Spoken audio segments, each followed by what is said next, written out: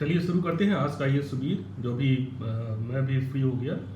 तो मैं सबसे पहले जो सुधीर कासरीवाल जी का प्रश्न छूट गया था, उन्होंने पूछा था कि क्या कोचिंग आवश्यक है आपके इसमें यूपीएससी के प्रिपरेशन में।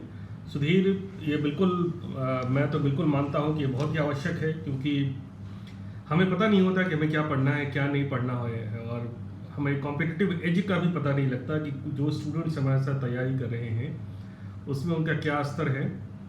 और ख़ास करके जो सीरियस स्टूडेंट्स हैं जो प्रिपेयर करते हैं, और जो जो कई ऐसे इंस्टीट्यूट्स हैं, मैं नाम नहीं लेना चाहता अदरवाइज़ उनका प्रमोशन हो जाएगा, कि जो प्रश्न पत्र हल करने के लिए देते हैं, टेस्ट सीरीज लेते हैं मेंस के एग्ज़ाम्स के लिए और इवन प्रीलिम्स के एग्ज़ाम्स के लिए, तो उसमें अपने को पता लग जाता है कि हम कितने काबिल हैं, कि हम कितने जो स्टूडेंट्स हैं, जो सीरियस स्टूडेंट्स हैं, उनसे कम्पीट कर रहे हैं, उनकी क्या स्पीड है, उनकी एक्यूरेसी क्या है प्रीलिम्स में।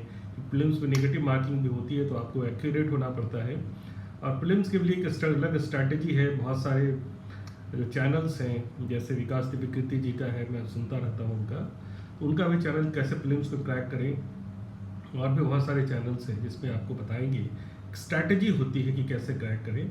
अगर आपने पढ़ा है किसी चीज़ को तो निश्चित रूप से वो आपको क्लिक करेगा, और जो जो पावर ऑफ एलिमिनेशन है, अगर उसको आप ध्यान में रखें तो उस तरह के प्रश्न आप आसानी से हल कर पाएंगे।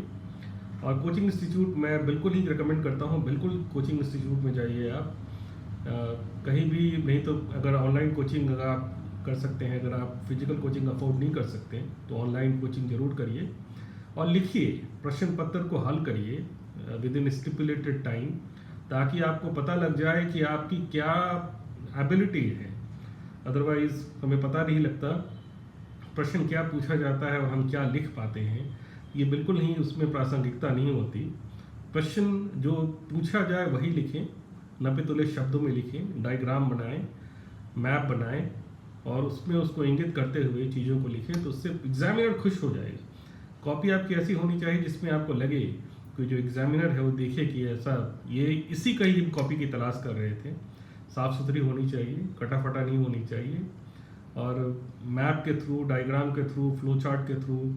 मैं तो साइकोलॉजी में भी मेरा जो दूसरा ऑप्शनल था उसमें मैंने फ्लो चार्ट के थ्रू आंसर लिखे थे। उसमें मुझे आश्चर्यजनक रूप से पेपर 1 में बहुत अच्छे नंबर आए थे, जबकि मैंने उस विषय को केवल 3 महीने ही पढ़ा था।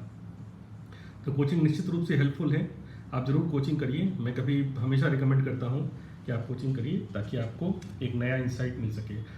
अब्दुल्ला समद है बेंगलोर से, पूछ रहे हैं कि सर करंट इवेंट्स का क्या महत्व है। बेटा, करंट इवेंट्स से ही सारे क्वेश्चंस आते हैं, चाहे प्रीलिम्स के हों चाहे मेंस के हों। इसमें आप मान के चलिए कि करंट इवेंट्स में अगर आपकी पकड़ है, जैसे अभी मिडिल ईस्ट का जो हमास और इसराइल में युद्ध चल रहा है, तो इसराइल का नक्शा आपको बिल्कुल आत्मसात करके चलना है। कहाँ पे गाजा पट्टी है, कहाँ पे आपका हिजबुल्लाह का कंट्रोल है, कहाँ पे आपका वेस्ट बैंक है, सिनाई पेनिनसुला, सिनाई प्रायद्वीप किधर है, कैसे कैसे इजिप्ट, कैसे कैसे इसराइल ने तीनों वॉर में ये बड़ी बड़ी शक्तियों को पराजित किया है, इसका क्या जियो पॉलिटिकल इम्प्लीकेशंस है, भारत का क्या इसमें रोल है, भारत का क्या इसमें फॉरेन पॉलिसी है। ये सब चीज़ें आपको अपना विचार आपको बनाना पड़ेगा, क्योंकि इससे सवाल निश्चित आएंगे। इसके अतिरिक्त आपके जो कि इलेक्शंस ड्यू हैं, तो इलेक्शन से संबंधित भी प्रश्न आ सकते हैं। कोई भी चीज़, कोई भी इवेंट, मुझे याद है कि मैं जब बीबीसी सुनता था, बीबीसी हिंदी में, तो मैं लिखता था सारे जो ऑल इंडिया रेडियो का भी जब न्यूज़ आता था तो मेरे पास रजिस्टर हुआ करता था, और उस रजिस्टर में सारी न्यूज़ को मुझे याद है कि मैं सारी चीज़ों को लिखता था, और उसके कारण मुझे उससे फ़ायदा भी हुआ। तो जब भी आप पलट के देखते हैं सारी न्यूज़ को, तो वो चीज़ें आपके सामने प्रकट हो जाती हैं, और उसको आप आसानी से उसको आत्मसात कर सकते हैं। तो लिखिए, आप न्यूज़ सुनिए नहीं। ऑल इंडिया रेडियो का जो न्यूज़ आता है, हिंदी न्यूज़, उसके बाद अंग्रेजी न्यूज़, उसको भी देखिए, और उसके उपरांत आप जो स्पॉटलाइट है जिसमें आप करंट इवेंट से संबंधित चीज़ों के बारे में डिस्कशन होता है। TV is no.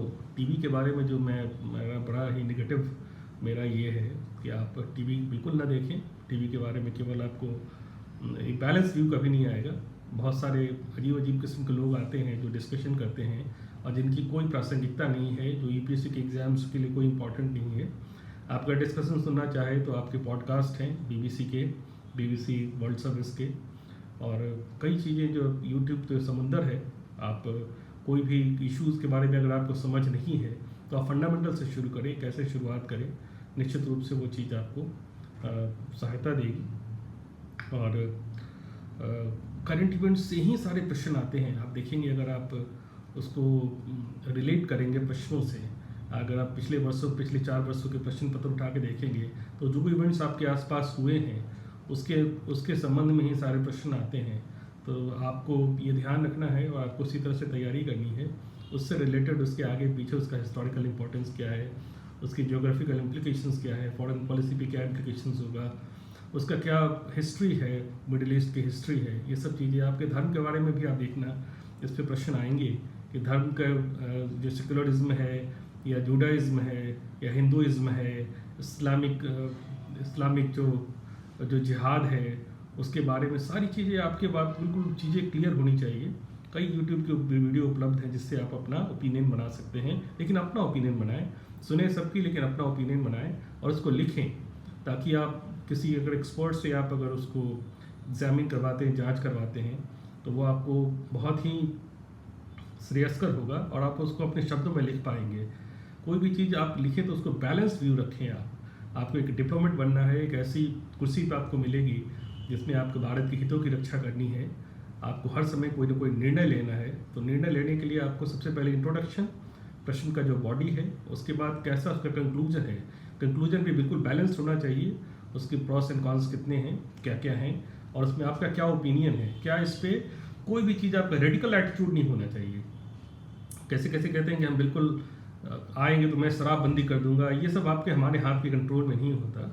तो निश्चित रूप से हम अपने प्रयास कर सकते हैं, पूरी पृष्ठभूमि में हम एक बहुत छोटे से एक अंश हैं, तो अगर हम उसको ध्यान से और मनोयोग से उसको अगर हम उसको लिखें प्रश्नों को, तो उससे बहुत फ़र्क पड़ता है। तो करंट इवेंट्स आप निश्चित लिखें, सुने ही नहीं, रादर उसको कॉपी में नोट करें। और एक ने एक, जैसे BBC हिंदी में अभी भी सुनता हूँ मैं, 1981 से मुझे याद है, मैं जब 8 साल 9 साल का था, 7 साल 8 साल का, तब से मैं BBC हिंदी सुन रहा हूँ। पहले वो 1 घंटे का आता था, अब आधे घंटे का हो गया है प्रोग्राम। उसके बाद विवेचना है, दुनिया जहान है, या इसके अतिरिक्त जो BBC की जो वर्ल्ड सर्विस में जो न्यूज़ आवर्स हैं और जो डिस्कशंस होते हैं, CNN के जो डिस्कशंस होते हैं, आपके इकोनॉमिस्ट के जो डिस्कशंस होते हैं, योजना, कुरुक्षेत्र, संसद TV में बहुत सारी चीज़ें आती हैं, विश्लेषण होता है उसका किसी बिंदु पे करंट इवेंट्स के संबंध में। तो ये सब चीज़ें देखें तो निश्चित रूप से आप अगर क्वालिटी चीज़ देखेंगे तो क्वालिटी चीज़ आपके दिमाग में आएगी। आपको इकट्ठा नहीं करना है कचरा दिमाग में। कभी कभी क्या होता है कि हम वो सब चीज़ें पढ़ लेते हैं जिसकी कोई आवश्यकता नहीं होती। अपना ओपिनियन बनाने के लिए हमारे पास रिलेवेंट मटेरियल होना चाहिए, ताकि हम उसको लिखें और उसके अनुरूप हम उसकी व्याख्या कर सकें। थॉमस लिखते हैं कि सर कॉन्फिडेंस लूज हो जाता है, क्या करें, और मीडियम क्या होना चाहिए। कोची से लिख रहे हैं, भाई मीडियम कुछ नहीं कोई है, एक मीडियम एक कम्युनिकेशन का, लिखने का आपकी एक, अगर आप इसलिए मैं कहता हूँ कि अगर लिखने की आपको आदत है तो निश्चित रूप से मीडियम में आप, कोई भी मीडियम हो, आप अपनी चीज़ों को लिख सकते हैं। अंग्रेजी मीडियम के विद्यार्थी ज़्यादा सफल होते हैं क्योंकि अंग्रेजी मीडियम में आपके पास मटेरियल बहुत अच्छा होता है, बहुत सारी चीज़ें हैं आपके पास। तो निश्चित रूप से उसका आप कॉन्फिडेंस लूज हो जाए तो आप किसी ऐसे व्यक्तियों के साथ ना रहें जो आपको कॉन्फिडेंस लूज करने वाले हों, रादर ऐसे व्यक्तियों के साथ रहें जो आपका कॉन्फिडेंस बूस्ट करने वाले हों और जो आपको आगे बढ़ाने वाले हों। माता पिता जैसे होते हैं, कई बार स्टूडेंट्स जो होते हैं, जो साथ में रहने वाले जो बच्चे होते हैं, वो आपका, मुझे याद है, मेरा नाम नहीं लेना चाहूँगा, उसने कहा कि फर्स्ट बार में प्रीलिम्स होगा, दूसरी बार में मेंस होगा, तीसरी बार में इंटरव्यू तक जाओगे, चौथी बार में होगा। ये लंबा प्रोसेस है, बिल्कुल लंबा प्रोसेस है, लेकिन आप ये आत्मसात करके चलिए कि आपको पहले अटेम्प्ट में इसको निकालना है। पहले अटेम्प्ट में आप मान के चलिए, प्रिपरेशन बिल्कुल सीरियस होनी चाहिए। और आपका, अगर आपका प्रिपरेशन मनोयोग से हो और बिल्कुल ही अगर आप सीरियसली अगर इसको प्रिपेयर करें तो आप निश्चित रूप से आप सफल हो पाएंगे। बाकी निश्चित ये चीज़ है कि कॉन्फिडेंस आपको हमेशा हाई रखना है, सेल्फ स्टीम अपनी हाई रखनी है और अपने को आगे बढ़ते रहना है। मेरी शुभकामनाएं हैं आपके साथ। ये छोटा वीडियो था, लेकिन मैं आपके साथ हमेशा जुड़ा रहूँगा और आपके प्रश्नों का जैसे जैसे आएंगे उसका मैं जवाब देता रहूँगा। धन्यवाद, आपको बहुत बहुत शुभकामनाएं। आप हमेशा तैयारी करते रहें और जीवन में हमेशा सफल हों। और कोई भी चीज़ आपको क्वेरी हो तो आप मुझे इस हमारे ईमेल पे आप मुझे ये कर सकते हैं, और अपने कमेंट्स में अपना कमेंट सब्सक्राइब करें ताकि मुझे भी प्रेरणा मिले इस चैनल को आगे बढ़ाने के लिए। धन्यवाद। जय हिंद।